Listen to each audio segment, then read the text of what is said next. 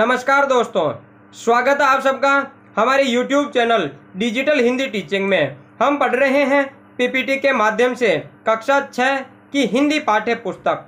और आज के इस वीडियो में कक्षा 6 की हिंदी पाठ्य पुस्तक वसंत का नया अध्याय पाठ 3। इस पाठ का नाम है नादान दोस्त और इस पाठ के लेखक हैं प्रेमचंद।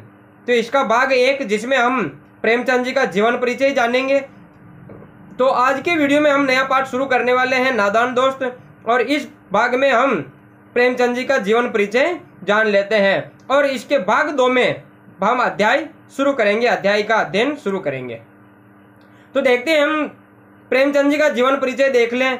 और हिंदी जगत में, हिंदी के साहित्य जगत में, हिंदी के साहित्य में, हिंदी जगत में कलम के सिपाही के नाम से मशहूर मुंशी प्रेमचंद का जन्म वाराणसी जिले के लमही गांव में 1880 को हुआ। इनका मूल नाम धनपत राय था। सरकारी नौकरी से त्यागपत्र देने के बाद उन्होंने अपना सारा जीवन लेखन कार्य के प्रति समर्पित कर दिया।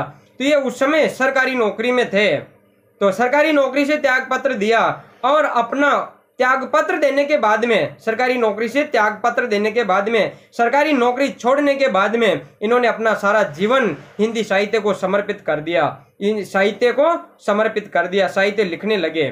प्रेमचंद उर्दू भाषा में, उर्दू साहित्य में नवाब राय के नाम से लेखन कार्य करते थे। प्रेमचंद का मूल नाम तो धनपत राय था, तो हिंदी में ये धनपत राय के नाम से लिखते थे, लेकिन उर्दू भाषा में नवाब राय के नाम से लिखा करते थे।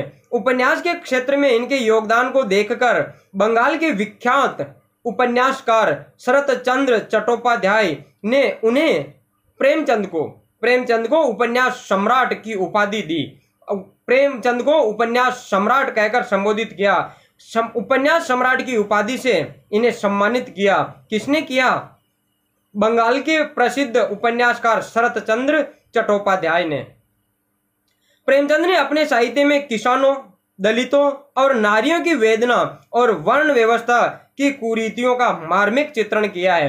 तो प्रेमचंद अपनी रचनाओं में, अपने साहित्य में दबे हुए वर्ग की वेदना, दबे हुए वर्ग या निम्न वर्ग का जो कष्ट है, निम्न वर्ग कौन कौन सी समस्याओं से जूझ रहा है, उनका बड़ा ही मार्मिक, मन को छू लेने वाला चित्रण प्रस्तुत करते हैं। उन्होंने यानी प्रेमचंद ने समाज सुधार और राष्ट्रीय भावना से ओतप्रोत अनेक उपन्यासों और कहानियों की रचना की है। तो प्रेमचंद की रचनाओं में मुख्य भाव ही समाज सुधार मिलता है, समाज को सुधारने का काम मिलता है। समाज में जो कुरीतियां हैं, उन कुरीतियों पर प्रेमचंद की रचनाएं कुठाराघात करती है, उन पे प्रहार करती है, उन रचनाओं, उन कुरीतियों का, सामाजिक पाखंडों का विरोध करती है। और देशभक्ति से ओतप्रोत कई उपन्यास और कहानियों की प्रेमचंद ने रचना की है। कथा संगठन, चरित्र चित्रण और कथोपकथन आदि की दृष्टि से प्रेमचंद जी की रचनाएं बेजोड़ है, कोई और जोड़ में नहीं है। कोई और रचना, कोई और कवि की रचना, कोई और लेखक की रचना प्रेमचंद की रचना का सामना नहीं कर सकती। प्रेमचंद जी की रचनाएं के जोड़ की हो नहीं सकती। प्रेमचंद जी की भाषा सजीव, मुहावरेदार और बोलचाल के निकट है। प्रेमचंद जी की जो भाषा है वह बहुत ही लचीली और मुहावरेदार, अर्थात मुहावरों का प्रयोग, मुहावरे और लोकोक्तियां आप जानते हैं, तो मुहावरे और लोकोक्तियों का ये प्रयोग करते हैं अपनी भाषा में, और बोलचाल के अधिक निकट है। जो आम आदमी भाषा बोलते हैं उसी भाषा में इनकी रचना है, ताकि हर आदमी, आम आदमी इनकी रचना का रहस्य, इनकी रचना का मूल उद्देश्य समझ सके और हर आदमी को इनकी रचना समझ में आ सके। इसलिए ये बोलचाल के निकट भाषा का, जो बोलचाल के अधिक निकट हो, यानी जैसी भाषा बोली जा रही है आम लोगों में, उस भाषा का प्रयोग इन्होंने अधिक किया है। हिंदी भाषा को लोकप्रिय बनाने में प्रेमचंद जी का बहुत ही विशेष योगदान है, सराहनीय योगदान है, अविस्मरणीय योगदान है, जिसे कभी भूला नहीं जा सकेगा। प्रेमचंद का पहला कहानी संग्रह, प्रेमचंद ने सबसे पहले जो कहानी संग्रह लिखा उसका नाम है सोजे वतन। इसमें अनेक कहानियां संग्रहित थी, ये कहानी संग्रह है। तो सोजे वतन नाम से इनका पहला कहानी संग्रह आता है। ये कहानी संग्रह 1908 में प्रकाशित हुआ। सोजे वतन शब्द का अर्थ होता है देश का दर्द। सोजे वतन यानी देश का दर्द। देशभक्ति से ओतप्रोत होने के कारण इस रचना को यानी सोजे वतन जो इनके द्वारा प्रकाशित हुई उस पर अंग्रेजी सरकार ने रोक लगा दी, अंग्रेजों ने रोक लगा दी कि इस प्रेमचंद के द्वारा रची गई ये प्रकाशित रचना कोई पढ़ेगा नहीं, कोई इसे छापेगा नहीं। इस प्रकार अंग्रेजी सरकार ने रोक लगा दी और लेखक को भी यानी प्रेमचंद जी को भी भविष्य में इस तरह का लेखन कार्य न करने की चेतावनी दी कि आप भविष्य में इस प्रकार की रचना नहीं लिख सकते, देशभक्ति से संबंधित रचना नहीं लिख सकते। आपकी रचना को पढ़कर लोगों में देशभक्ति की भावना जागृत होती है और फिर अंग्रेजों का विरोध करते हैं लोग। इसका मतलब आप लोगों को भड़का रहे हो हमारे खिलाफ, तो आप भविष्य में ऐसी लोगों को भड़काने वाली रचनाएं नहीं लिखोगे। तो प्रेमचंद जी को पाबंद कर दिया गया और सोजे वतन का संग्रह पर, कहानी संग्रह पर क्या लगा दी, रोक लगा दी। अब प्रेमचंद जी पर पाबंद कर दिया गया, रोक लगा दी गई, तो फिर इन्हें जबरदस्ती अपना नाम बदलना पड़ा। तो पहले तो धनपत राय था इनका मूल नाम, तो नाम बदलकर इन्होंने फिर प्रेमचंद के नाम से लिखना प्रारंभ किया।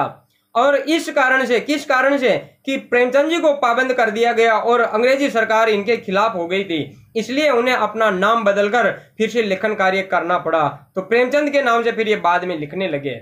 मरणोपरांत यानी मरने के उपरांत, मरने के बाद में इसमें कौन सी संधि है, ये आप संधि के वीडियो देखकर आप कमेंट बॉक्स में इसका जरूर जवाब देंगे, मरणोपरांत में कौन सी संधि है। तो मरणोपरांत उनकी कहानियां मानसरोवर नाम से 8 खंडों में प्रकाशित हुई। मरने के बाद में प्रेमचंद जी का जब निधन हुआ उसके बाद में प्रेमचंद जी ने जितनी कहानियां लिखी वे सब केवल एक कहानी संग्रह मानसरोवर के नाम से 8 भागों में प्रकाशित की गई। साहित्य के क्षेत्र में बेजोड़ पहचान बनाने वाले उपन्यास सम्राट प्रेमचंद जी का निधन 1936 में होता है और इनके निधन के बाद में मानसरोवर नाम से 8 खंडों में इनकी सारी रचनाएं प्रकाशित हुई। अब प्रेमचंद जी के द्वारा लिखी गई कुछ रचनाएं, कुछ कृतियां इस प्रकार है।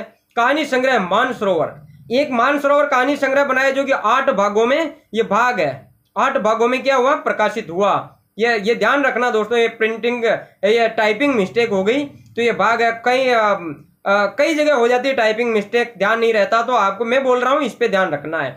तो मानसरोवर 8 भागों में प्रकाशित हुआ, ये प्रेमचंद जी का कहानी संग्रह है। और प्रेमचंद जी के द्वारा रचित उपन्यास है निर्मला, सेवा सदन, प्रेमाश्रम, रंगभूमि, कर्मभूमि, गोदान, गबन, ये प्रेमचंद जी के द्वारा रचित उपन्यास है। और प्रेमचंद जी के द्वारा रचित नाटक है करबला और संग्राम, ये प्रेमचंद जी ने नाटक लिखे। और प्रेमचंद जी के द्वारा कुछ पत्र पत्रिकाएं भी प्रकाशित की गई, उनमें माधुरी, हंस, मर्यादा और जागरण, ये प्रेमचंद जी के द्वारा संपादित की गई पत्र पत्रिकाएं हैं। तो ये प्रेमचंद जी का जीवन परिचय था और उनका रचना संसार भी हमने देखा, प्रेमचंद जी ने कौन कौन सी रचनाएं की। अब समय है आज के प्रश्न का, और आज का प्रश्न आप जानते हैं, मुंशी प्रेमचंद जी का जीवन परिचय आपको लिखना है। धन्यवाद।